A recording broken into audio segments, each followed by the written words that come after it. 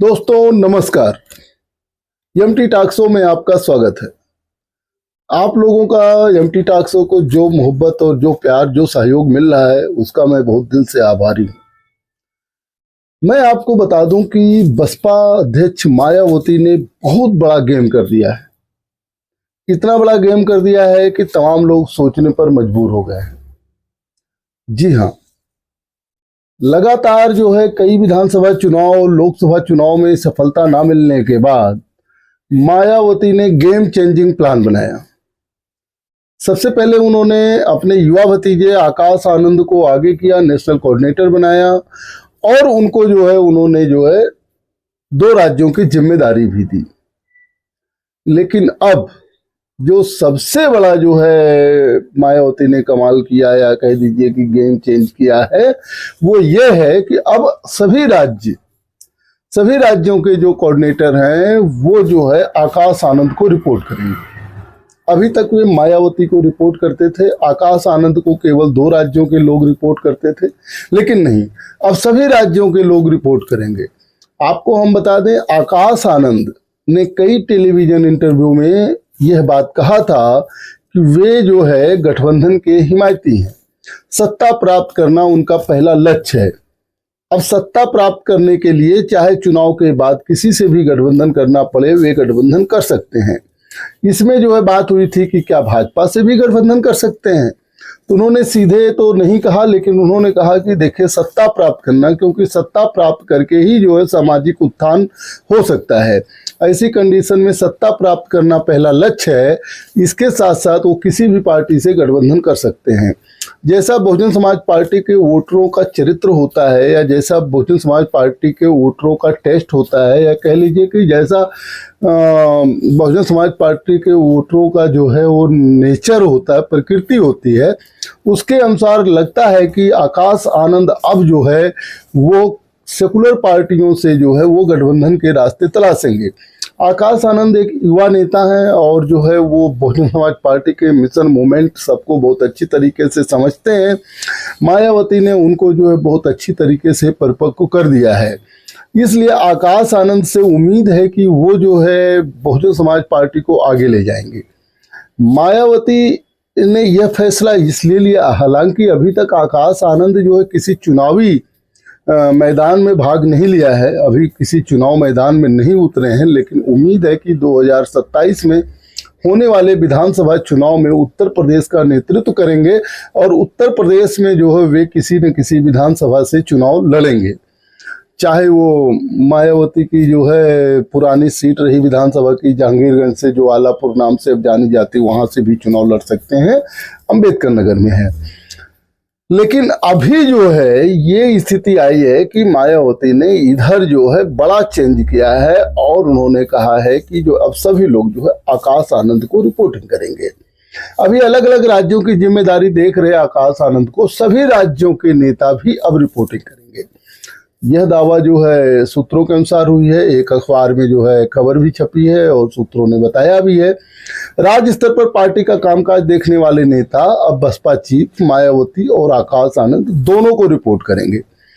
बसपा की बैठक दिल्ली में जब हुई थी तो उसमें एक फैसला यह हुआ था और एक नेता ने इस चीज का दावा किया है कि अब राज्यों के जितने नेता हैं वो रिपोर्ट बहन जी के साथ साथ आकाश आनंद को भी करेंगे।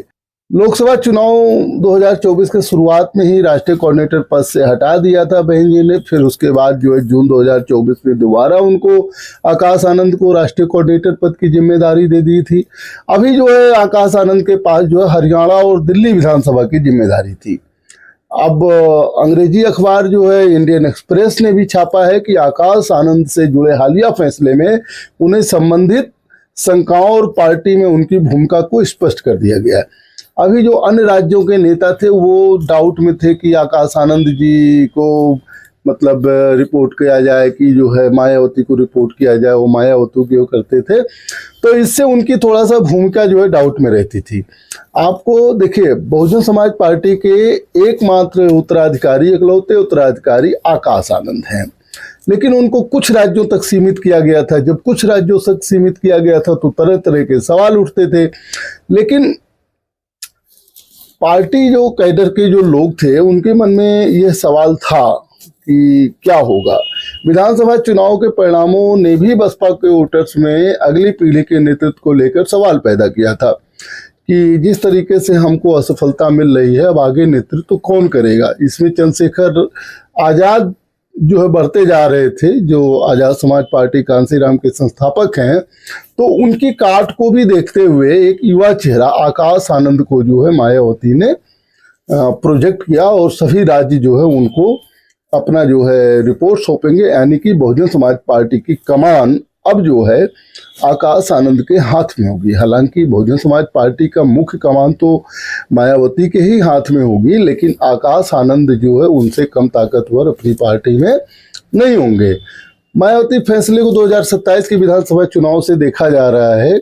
जो अभी जो है मायावती खुद जो है उत्तर प्रदेश के राज्य की निगरानी कर रही हैं, लेकिन अब जो है बहुजन समाज पार्टी की राजनीति में एक नया बदलाव आएगा। जिस तरीके से आप सभी को याद है कि जब 2012 विधानसभा चुनाव में समाजवादी पार्टी को पूर्ण बहुमत मिल गया था तो मुलायम सिंह मुख्यमंत्री नहीं बने थे।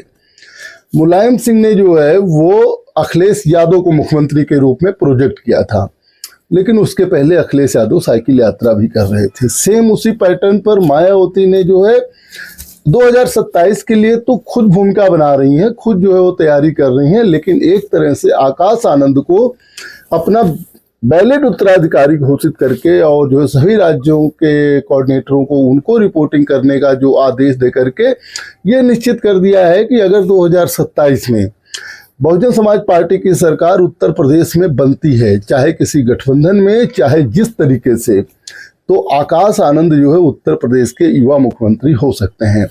लेकिन अगर किसी पार्टी से गठबंधन ही करना पड़े और बाई चांस किसी पार्टी में, कौन सी पार्टी है, समाजवादी पार्टी, कांग्रेस, इंडिया गठबंधन में अगर बाई चांस बसपा जाती है, तो ऐसी कंडीशन में जो अगुवाई करेगा उसका नेता तो मुख्यमंत्री बनेगा। और बहुत उम्मीद है कि समाजवादी पार्टी को ज़्यादा सीटें मिली हैं, ज़्यादा जो है वो एग्रेसिव राजनीति करती है, उसका संगठन ज़्यादा, उसके पास वोट भी ज़्यादा है, तो हो सकता है अगर इंडिया गठबंधन में मायावती आती हैं तो जो है, अब भाई मुख्यमंत्री अगर अखिलेश यादव बनते हैं तो डिप्टी सीएम की पोस्ट जो है वो आकाश आनंद को मिल सकती है और आकाश आनंद डिप्टी सीएम बन सकते हैं। बाद में राजनीतिक परिस्थिति किस तरीके से जो है करवट लेती है, यह तो आप सभी लोगों ने देख लिया है कि जब मायावती और मुलायम सिंह यानी कि समाजवादी पार्टी और बहुजन समाज पार्टी का गठबंधन था, मुलायम सिंह सीएम बने थे, लेकिन स्टेट गेस्ट हाउस कांड के बाद जो है मायावती उत्तर प्रदेश के सीएम बनी। भारतीय जनता पार्टी ने उनको बाहर से सपोर्ट किया था। तो ऐसी कंडीशन, यही एक ऐसा कंडीशन है। उसके बाद बहन जी ने जो है भाजपा से समझौता करके चुनाव के बाद एक बार फिर मुख्यमंत्री बनी, मतलब 3 बार तो बहुजन समाज पार्टी की सरकार उत्तर प्रदेश में भाजपा के गठबंधन के साथ बनी, भाजपा से समझौता करके बनी।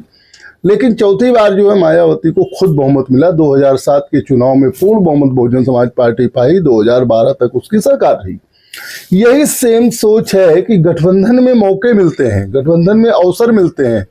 गठबंधन से तात्पर्य यह है कि जब आपके पास सीटें रहती हैं तो जो है आपको अवसर मिलते हैं। कर्नाटक में 36 विधायक वाली सीट थी जनता दल सेकुलर, और उसके जो है देवगौड़ा साहब जो है वो मुख्यमंत्री बन गए थे। कांग्रेस ने भी उनको सपोर्ट किया था क्योंकि भाजपा सत्ता में ना आ जाए। तो ऐसी कंडीशन में, जैसे एक बार झारखंड में हुआ था, झारखंड में जो है मधु कोड़ा जो है वो मुख्यमंत्री बन गए थे, जबकि वो निर्दल विधायक होते थे, सब लोगों ने उनको सपोर्ट किया था। तो ऐसी कंडीशन में बहुजन समाज पार्टी का एक स्टॉक तो बड़ा है ये वोटरों का उत्तर प्रदेश में। अब उत्तर प्रदेश में बहुजन समाज पार्टी गठबंधन के रास्ते तलाशेगी। गठबंधन के रास्ते मैंने तो पहले ही अपने प्रोग्राम में बता दिया है कि कई पार्टियों के संपर्क में नेता लोग हैं, और दिल्ली में बैठक जब हुई थी तो उसमें ये गठबंधन के साथियों के बारे में चर्चा भी हुई थी कि कौन जो है गठबंधन का साथी हो सकता है। अब बिहार से ये चालू होने वाला, बिहार में जो है मायावती महागठबंधन में जा सकती हैं, महागठबंधन के साथ चुनाव लड़ सकती हैं। महागठबंधन की सरकार अगर बनती है तो उसमें भी उनकी भागीदारी होगी। उत्तर प्रदेश के चुनाव में यह विशेष तौर से देखा जा रहा है कि बसपा के साथ गठबंधन में कौन रहेगा। कांग्रेस भी रह सकती है, गैर कांग्रेस गैर सपा के जितने दल हैं वो भी जो है गठबंधन में आ सकते हैं, जिसके तहत जो है पार्टियों के बारे में शॉर्ट लिस्टिंग और पार्टियों से संपर्क में रहने के लिए जो है आदेश भी दिया गया है। कई नेता ऐसे हैं जो दूसरी पार्टियों के संपर्क में हैं, कई दूसरी पार्टियों के ऐसे नेता हैं जो बसपा नेताओं के संपर्क में हैं। अभी स्वामी प्रसाद मौर्य को लेकर अटकलें लगाई जा रही थी कि वो भी जो है बसपा के साथ गठबंधन में आ सकते हैं। डॉक्टर पल्लवी पटेल के बारे में भी अनुमान लगाया जा सकता था। और आप जैसा ये भी जानते हैं कि अनुप्रिया पटेल और संजय निषाद और जो है ओपी राजभर, इन लोगों की भी भारतीय जनता पार्टी में बहुत ज़्यादा पट नहीं रही है। अगाहे बगाहे इनके बयान आते जा रहे हैं। यहाँ तक कि अभी देखे कुंभ में भगदड़ हुई तो उसमें जो है डॉक्टर संजय निषाद ने व्यंग भी कर दिया, अगर ऐसी छोटी मोटी घटनाएं होती रहती, मुख्यमंत्री देख रहे हैं। यानी कि उन्होंने अप्रत्यक्ष रूप से मुख्यमंत्री के ऊपर ही जो है जिम्मेदारी डाल दी कि मुख्यमंत्री मॉनिटर कर रहे हैं तो इसमें हम क्या करें। तो मुख्यमंत्री मॉनिटर कर रहे हैं, ये एक व्यंग था जिसको डॉक्टर संजय निषाद ने डाला है। अभी संजय निषाद ने अपनी यहाँ सहमति भी जताई थी कि अधिकारी उनकी सुन नहीं रहे हैं और मझवार समाज को जो है एससी वर्ग में लाने के लिए उन्होंने आंदोलन भी किया था। यही कंडीशन अभी देखिए आशीष पटेल अपना दल के नेता ने भी जो है कितना आरोप लगाया, सूचना विभाग पर आरोप लगाया, यहाँ तक कि एसटीएफ पर भी उन्होंने आरोप लगा दिया कि अधिकारी लोग जो है मंत्रियों को बदनाम कर रहे हैं सरकारी। इस तरीके से भारतीय जनता पार्टी के जो सहयोगी हैं उनमें ही जो है टसन चल रहा है। और मायावती ने इसी बीच गेम कर दिया कि जो है अब आकाश आनंद को फ्रंट पर काम करना है, आकाश आनंद को सभी लोग रिपोर्टिंग करेंगे। तो जाहिर सी बात है कि जो इतने सीनियर नेता हैं आकाश आनंद को ये भी रिपोर्टिंग करेंगे कि साहब किसके साथ जो गठबंधन हम कर सकते हैं, कैसे आप मुख्यमंत्री या उप मुख्यमंत्री बन सकते हैं। समाजवादी पार्टी जो है शुरू से सशंकित है। समाजवादी पार्टी कभी नहीं चाहती है कि बहुजन समाज पार्टी उनके साथ आए, इसलिए कि समाजवादी पार्टी अपना पीडीए लेके चल रही है। पिछड़ा दलित अल्पसंख्यक का समीकरण जो है समाजवादी पार्टी बना रही है। अब वो एमवाई फैक्टर से ऊपर उठ चुकी है समाजवादी पार्टी, उसके ही काट के लिए आकाश आनंद को लाया गया। लेकिन समाजवादी पार्टी ये भी चाहती है कि आजाद समाज पार्टी अलग लड़े। वो ये नहीं चाहती कि बहुजन समाज पार्टी से ही उसका गठबंधन हो। वो आजाद समाज पार्टी से भी गठबंधन नहीं करना चाहेगी, क्योंकि आजाद समाज पार्टी का जो स्ट्रक्चर है, जो आजाद समाज पार्टी का जो है रोल है, वो बहुजन समाज पार्टी के ही वोटरों पर कब्जा करने का है। और ये अक्सर देखा गया है कि आजाद समाज पार्टी की तरफ बहुजन समाज पार्टी का बहुत बड़ा वोटर जो है वो एक्टिव हो रहा था। यही वजह है कि आकाश आनंद इस काट को रोक सकते हैं, इस उन वोटरों को रोक सकते हैं, क्योंकि आकाश आनंद युवा हैं जिस तरीके से चंद्रशेखर आजाद युवा हैं और आकाश आनंद के पास बेस है। अभी आकाश आनंद अगर मेहनत करते हैं तो 2027 में मुख्यमंत्री पद के बहुत करीब चले जा सकते हैं। क्योंकि देखिए 2027 एक ऐसा चुनाव होगा जब जो है समाजवादी पार्टी के गठबंधन और भारतीय जनता पार्टी के गठबंधन दोनों के लिए करो और मरो की स्थिति होगी। अगर भारतीय जनता पार्टी अपनी सत्ता बचा लेती है तो अगला जो है जो 2032 का चुनाव होगा वो तो समाजवादी पार्टी के लिए सबसे ही क्रूशल चुनाव होगा। तब तो जो है जो समाजवादी पार्टी 2017 के चुनाव में 50 सीट पर आ गई थी, 2032 के चुनाव में कितनी सीट पर आएगी ये तो मैं अभी कल्पना नहीं कर सकता हूं, क्योंकि अभी इसमें बहुत समय है। लेकिन 2027 के लिए आप समझ लीजिए कि समाजवादी पार्टी और भारतीय जनता पार्टी इनमें जो है लड़ाई होनी तय थी और तय है भी। अभी तो जनरली यही लग रहा है। लेकिन मायावती ने जो गेम चेंज किया है, जो उन्होंने समीकरण बदला है, आकाश आनंद को जो जिम्मेदारी दी है और जिस तरीके से बहुजन समाज पार्टी गठबंधन की बात कर रही है, उसमें अगर कांग्रेस से बहुजन समाज पार्टी का गठबंधन हो जाता है तो 17% माइनॉरिटी वोट, जिसको बहन जी कहती हैं कि जब हम मजबूत रहेंगे तो अपने आप आएगा, वो वोट समाजवादी पार्टी से खिसक कर कांग्रेस की वजह से बहुजन समाज पार्टी कांग्रेस गठबंधन में पूरी तरीके से आ सकता है। ऐसी स्थिति में समाजवादी पार्टी 2 या 3 जिलों की पार्टी बनके रह जाएगी। यह बहुजन समाज पार्टी के लिए बहुत अच्छा अवसर है।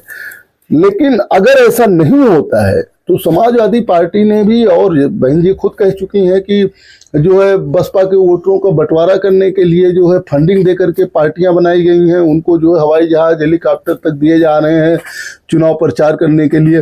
तो आप समझ सकते हैं कि किसकी तरफ इशारा था। तो इसमें जो बंटवारा वोट का हो रहा है, ऐसी कंडीशन में बिना गठबंधन किए 2027 में आकाश आनंद या मायावती कोई भी जो है सीएम नहीं बन सकता है, क्योंकि सीएम बनने के लिए जरूरी है कि विधानसभा में सीटें हों। विधानसभा में सीटें अकेले लड़के बहुजन समाज पार्टी कितनी सीट पाएगी, इसको हर कार्यकर्ता, बसपा का कार्यकर्ता भी कहता है कि हम जो है ऐसा नहीं कर सकते हैं। बहुजन समाज पार्टी का भी कार्यकर्ता ये सोचता है कि गठबंधन होना चाहिए। गठबंधन हो जाने से हमारे पास सीटें आ जाएंगी। जब सीटें आ जाएंगी तो राजनीतिक समीकरण जो भी होता है उसमें जो हम सेट हो सकते हैं। सपोज करिए बहुजन समाज पार्टी की 50 सीटें आ गई, 25 सीटें आ गई। मैं कहता हूं कि सबसे वर्स्ट कंस्टिट्यूशन में जो 19 सीटें जीती थी बहुजन समाज पार्टी 2017 के चुनाव में, मान लिया वही रहती है, 19 सीटें रहती हैं और भारतीय जनता पार्टी को बहुमत नहीं मिलता है, तो आप बताइए आकाश आनंद को जो है कौन रोक सकता है डिप्टी सीएम या मुख्यमंत्री ना बनने से, या मायावती को कौन रोक सकता है? क्योंकि भारतीय जनता पार्टी खुद चाहेगी कि समाजवादी पार्टी जो है वो अगर सत्ता में ना आए, और यही डर समाजवादी पार्टी को है। अगर समाजवादी पार्टी को यही डर है कि जो है बहुजन समाज पार्टी भाजपा से गठबंधन कर सकती है चुनाव के बाद, पहले तो नहीं करेगी, मिलकर तो चुनाव नहीं लड़ेगी, लेकिन चुनाव के बाद कर सकती है। लेकिन आपको हम एक चीज और बता दें जो बहुत बारीक है, बहुजन समाज पार्टी ने भले ही 3 बार जो है भारतीय जनता पार्टी के सहयोग से सरकार बनाई है, लेकिन भारतीय जनता पार्टी की नीतियों को कभी अपने ऊपर हावी नहीं होने दिया है। और जिस तरीके से नीतीश कुमार हैं, भाजपा के साथ भले वो सत्ता में रहते हैं लेकिन कभी भाजपा की नीतियों को अपने ऊपर नहीं हावी होने देते हैं। यह काम बाखूबी मायावती ने प्रदेश में मुख्यमंत्री रहते हुए किया, भले ही उसके सहयोगी भारतीय जनता पार्टी रहे हैं। ऐसी कंडीशन में जब किसी भी गठबंधन के साथ, चाहे कांग्रेस गठबंधन के साथ, चाहे जैसे कांग्रेस हो, स्वामी प्रसाद मौर्य हो, डॉक्टर पल्लवी पटेल हो, या और भी कोई जो पार्टियां हैं जो गठबंधन की इच्छुक है मायावती से, उनके साथ मिलकर अगर बहुजन समाज पार्टी के पास सीटें रहती हैं और किसी पार्टी की भी सरकार नहीं बनती है, तो ऐसी कंडीशन में बहुजन समाज पार्टी के पास चांस होगा सरकार बनाने का। अगर मान लिया कि जो है गठबंधन की उनकी सरकार बन जाती है, अगुवाई भले बहुजन समाज पार्टी ना करे, जो भी करे, लेकिन उसमें बहुजन समाज पार्टी की राजनीति को जो दोबारा जो है पटरी पर लाने का अवसर रहेगा। लेकिन आप सपोज करिए 2027 में भी अगर बहुजन समाज पार्टी को सफलता नहीं मिलती है, 2027 में भी अगर भाजपा रिमेन कर जाती है, तो दोनों के लिए बड़ी कंडीशन खराब होगी, चाहे वो बहुजन समाज पार्टी हो, चाहे वो समाजवादी पार्टी हो।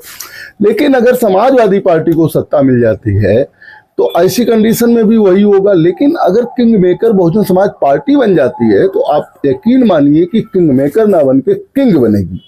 और किंग में जो है बहुत ज्यादा जो है संभावना ये है कि जिस तरीके से आकाश आनंद को सारे राज्यों की जिम्मेदारी दी गई, उनको एक राष्ट्रीय नेता के तौर पर प्रेजेंट किया जा रहा है, जिस तरीके से बहन जी हैं राष्ट्रीय नेता हैं, अब बहन जी जो है केंद्र की राजनीति करें और आकाश आनंद जो है राज्य की राजनीति करें, तो ऐसे कंडीशन में आकाश आनंद के डिप्टी सीएम या सीएम बनने की संभावना बढ़ जाती है। तो जो मायावती ने गेम चेंज किया है, युवाओं की जो पसंद है, युवा जो है आकाश आनंद को सुनना चाहते हैं, देखना चाहते हैं, और आकाश आनंद को थोड़ा सा सक्रिय होना होगा।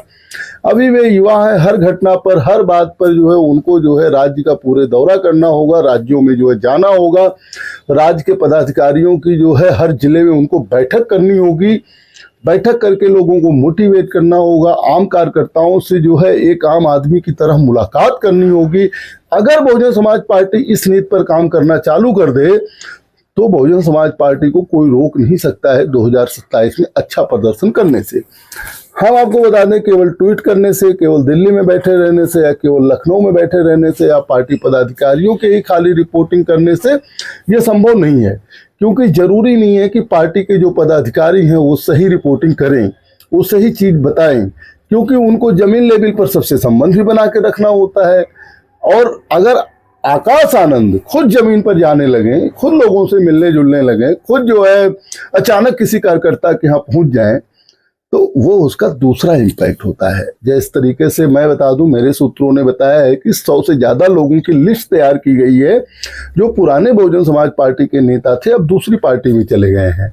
इन 100 नेताओं को अगर पूरे प्रदेश से बुलाया जाता है और बहुजन समाज पार्टी वो ज्वाइन कर लेते हैं, तो बहुजन समाज पार्टी वैसे ही मजबूत स्थिति में आ सकती है, उसके वोट बैंक वापस आ सकते हैं। लेकिन आकाश आनंद अगर सक्रिय हो जाते हैं, कि कभी किसी मंडल में चले गए, कभी किसी मंडल में चले गए, किसी आम कार्यकर्ता के घर चले गए। ये जो आज राजनीति में दिखावे की राजनीति होती है, अगर वो उसको चालू करने लगे, मीडिया में उनके अक्सर जो है इंटरव्यूज आने लगे, अक्सर उनकी बाइट आने लगे, तो बहुजन समाज पार्टी को एक जो है सशक्त नेता मिल जाएगा। आप देखिए चंद्रशेखर आजाद मीडिया में, भले ही मीडिया को एकदम टाइट बयान देते हैं, खुला बयान देते हैं, कुछ भी चाहे किसी को अच्छा लगे या बुरा लगे वो बोलते हैं। इंटरव्यू देते समय उनके बातों की जो है भाषा देखिए, उनकी शैली देखिए, उनका आकर देखिए, वो चीजें जो उनके एक एक रोम में दिखता है और ये बहुजन समाज के लोगों को पसंद आता है। तो बहुजन समाज पार्टी या बहुजन समाज में जो स्थान चंद्रशेखर बनाते जा रहे हैं, वो स्थान जो है अब आकाश आनंद को बनाना होगा और आकाश आनंद को भी अपनी रणनीति को चेंज करना होगा। वो युवा हैं, वो जो है ट्रेवल कर सकते हैं, यात्रा कर सकते हैं, वो कई प्रदेशों में यात्रा कर सकते हैं, लेकिन उत्तर प्रदेश में ज़्यादा कंसंट्रेट होना होगा क्योंकि उत्तर प्रदेश में बहुजन समाज पार्टी के वोटर भी ज़्यादा हैं। अगर उत्तर प्रदेश में आकाश आनंद कंसंट्रेट हो गए और उन्होंने इस तरीके से जो है भूमिका बना दी, लोगों में मिलने जुलने और जो है अचानक किसी के यहाँ चले जाना, अचानक जो है किसी पदाधिकारियों की बैठक बुला लेना, छोटी सभा को संबोधित कर देना, मीडिया से जो है हर जगह प्रेस कॉन्फ्रेंस करके इंटरव्यू देना, मीडिया को जो है बताना अपनी नीतियों को, और अग्रेसिव पॉलिटिक्स आकाश आनंद कर सकते हैं। और ऐसा अगर वो करते हैं तो आप यकीन मानिए कि 2027 में बिना बहुजन समाज पार्टी के कोई सरकार नहीं बन सकती है। मायावती ने जो गेम चेंज किया है और आकाश आनंद को जो आम कार्यकर्ता सुझाव दे रहे हैं या जो उनको रिपोर्टिंग करेंगे, उसका क्या प्रतिफल होगा आगे मैं फिर आपको बताऊंगा। देखते रहिए एमटी टॉक शो। बहुत बहुत धन्यवाद, बहुत बहुत धन्यवाद।